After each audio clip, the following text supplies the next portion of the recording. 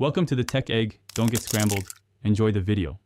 In this video, I will show you how to change brakes on a Chrysler Town and Country using an easy method.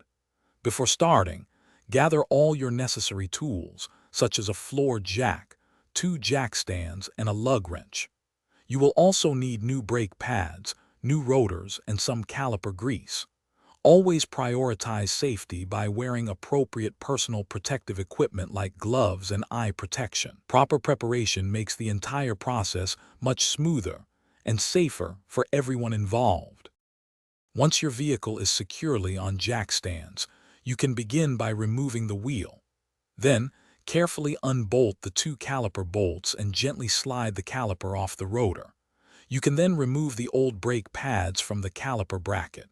After that, unbolt the 2 larger caliper mounting bracket bolts and remove the bracket. Finally, the old rotor should slide right off the wheel hub. Now it is time to install your new brake components. First, clean and apply a thin layer of caliper grease to the caliper slide pins and all contact points. Place the new rotor onto the wheel hub, making sure it sits perfectly flush. Then, install the new brake pads into the caliper bracket.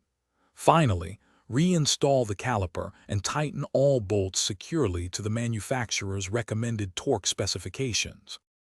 With the new brakes installed, reinstall the wheel and carefully lower your vehicle.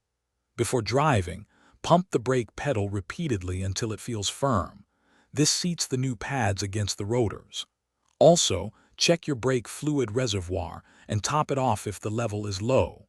Finally, take your Chrysler Town and Country for a cautious test drive in a safe area to confirm everything is working correctly. Thanks for watching. Consider subscribing if I helped unscramble your problems.